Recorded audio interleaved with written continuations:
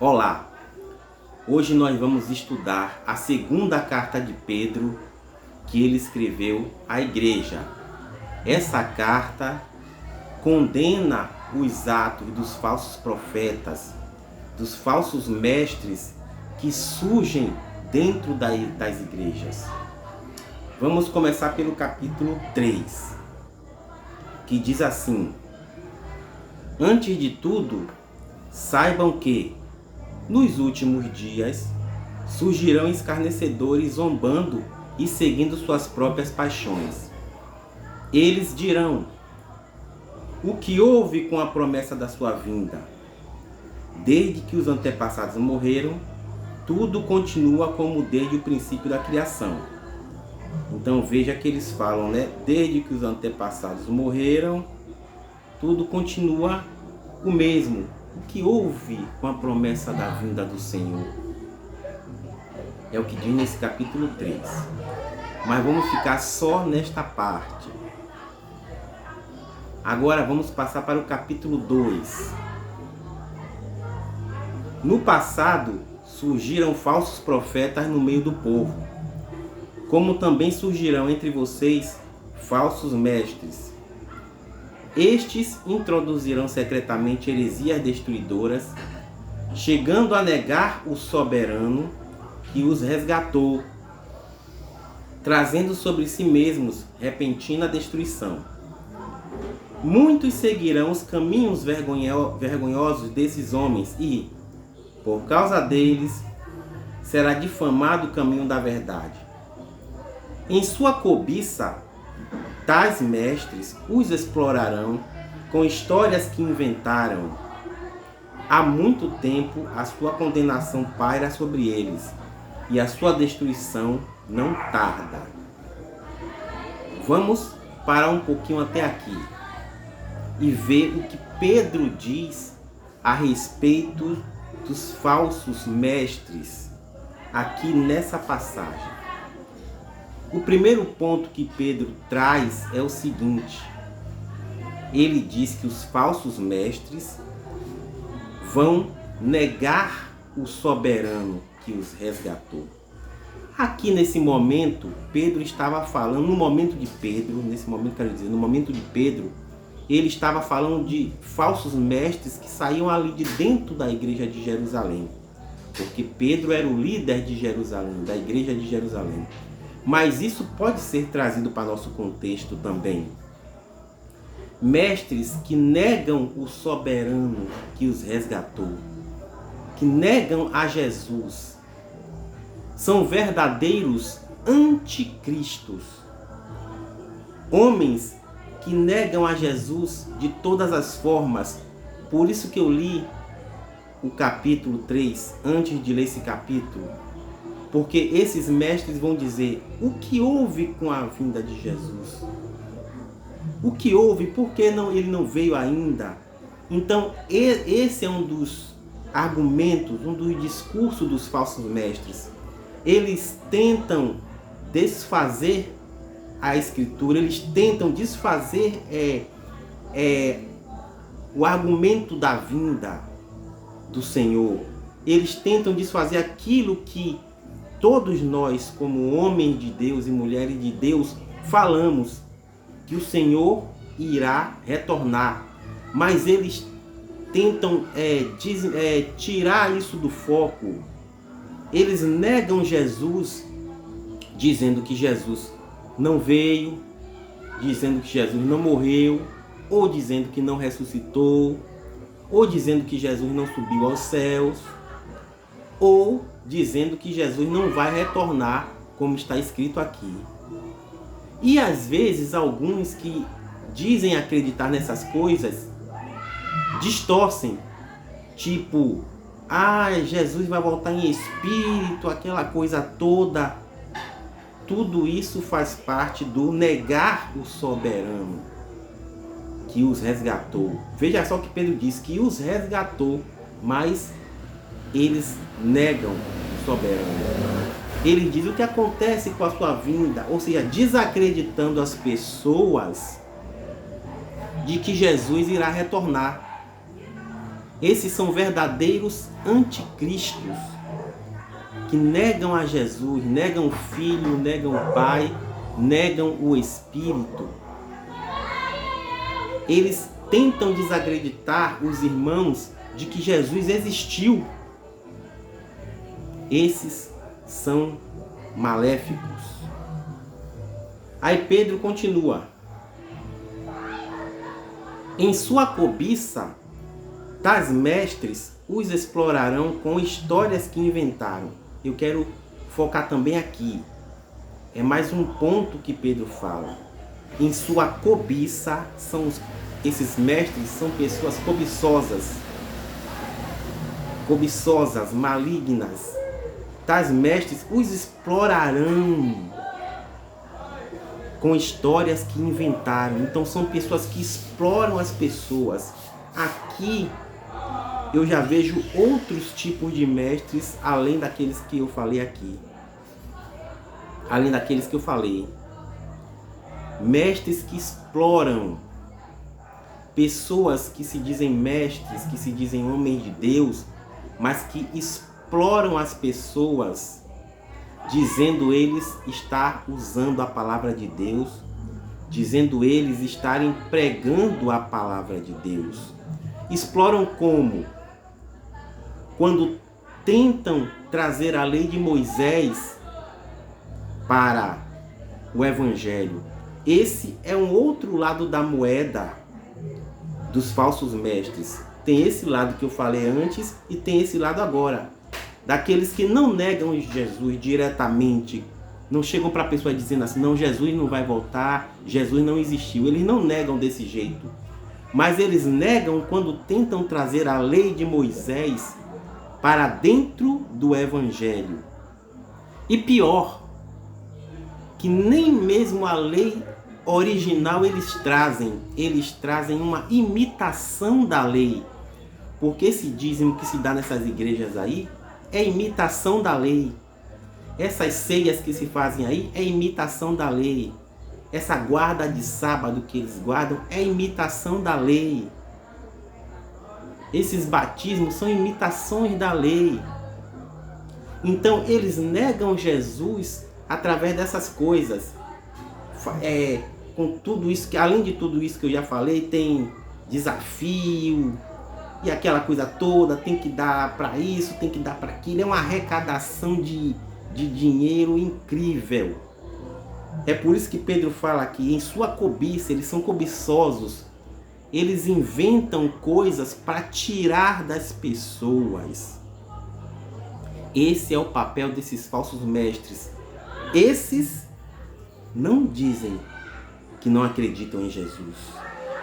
Esses não negam a Jesus como os primeiros, mas negam a Jesus também. Negam porque tiram, faz com que as pessoas desvirtuem, faz com que as pessoas tirem a sua mente daquilo que importa para ficar focando nessas coisas. O que importa para nós é Cristo, é a fé em Jesus Cristo, e não ficar fazendo desafios, dando isso, dando aquilo, envelope disso, envelope daquilo e não sei o que. Nada disso vai adiantar no dia do juízo final. Nada disso vai agradar a Deus no dia do juízo final. O que vai agradar a Deus é a sua fé no Filho dele. Então, tem esses dois lados da moeda dos falsos mestres. Uns que não negam diretamente e outros que abertamente negam Jesus, dizendo que Jesus já voltou, e voltou no ano tal, e vai voltar no ano tal, e não sei o que. Então, tudo isso é negar Jesus. Então, são características dos falsos mestres que Pedro condena veemente aqui em sua carta. Vamos continuar lendo. Eles receberão retribuição pela injustiça que causaram. Consideram prazer entregar-se à devassidão em plena luz do dia. São nódoas e manchas regalando-se em seus prazeres, quando participam das festas de vocês. Tendo os olhos cheios de adultério, nunca param de pecar. Iludem os instáveis e têm o coração exercitado na ganância. Aí Pedro reforça mais uma vez. Eles têm o coração exercitado na ganância. Eles têm a visão apenas no dinheiro, em tirar das pessoas, em tosquiar as ovelhas de Cristo. Eles são lobos. Não é à toa que a gente vê aí os grandes empreendimentos ditos evangélicos, cristãos, sendo que Jesus nunca pregou, ou melhor, nunca construiu templo para pregar. Jesus pregava nos montes. Jesus pregava no templo também, só que ele não era bem-vindo por lá não. Jesus não era bem-vindo no templo, mas ele ia. Mas o templo não era dele. Ele não bancou dinheiro, não bancou nada para construir aquele templo lá. E ele mostrou que não há necessidade de um templo suntuoso, aquela coisa, para você estar pregando. Jesus disse: onde estiver 2 ou 3 reunidos em meu nome, eu estou ali. Isso é a igreja. 2 ou 3 reunidos em meu nome. 2, 3, 4, 5, pode ser 100, pode ser 200, pode ser 50. Reunidos no nome dele, isso é a igreja. Ele disse: onde estiver, qualquer lugar. O onde estiver significa qualquer lugar onde estiver gente reunida em meu nome, ali é a igreja, ali eu estou. Mas esses falsos mestres dizem: não, tem que ter um templo suntuoso, o templo de não sei quem, para você se reunir, para Deus abençoar você só ali. Vamos continuar. Malditos, Pedro chama eles de malditos. São malditos de Deus. Eles abandonaram o caminho reto e se desviaram. Abandonaram o caminho reto. Muitos deles são desviados. Abandonaram o caminho reto. Seguindo o caminho de Balaão, filho de Beor, que amou o salário da injustiça. Mas em sua transgressão foi repreendido por uma jumenta, um animal mudo, que falou com voz humana e refreou a insensatez do profeta. Esses homens são fontes sem água. Veja o que eles são: fontes sem água e névoas impelidas pela tempestade. A escuridão das trevas lhe está reservada, pois eles, com palavras de vaidosa arrogância e provocando os desejos libertinos da carne, além de tudo são carnais, estão ali com aquela aparência de homens espirituais, mas são todos carnais. Seduzem os que estão quase conseguindo fugir daqueles que vivem no erro, prometendo-lhes liberdade. Eles mesmos são escravos da corrupção. Essas pessoas que querem tirar dos irmãos, que desvirtuam o evangelho, eles são escravos da corrupção, mas prometem lá nos púlpitos, prometem liberdade às pessoas, em troca do dinheiro. Pois o homem é escravo daquilo que o domina. Porém, Pedro nos dá um segredo para que nós não caiamos nas armadilhas desses falsos mestres. E esse segredo está no capítulo 1. Vamos lá. Seu divino poder nos deu todas as coisas de que necessitamos para a vida e para a piedade. É a solução desse problema. É o segredo, é a solução para que nós não caiamos nas armadilhas. Por meio do pleno conhecimento daquele que nos chamou para a sua própria glória e virtude.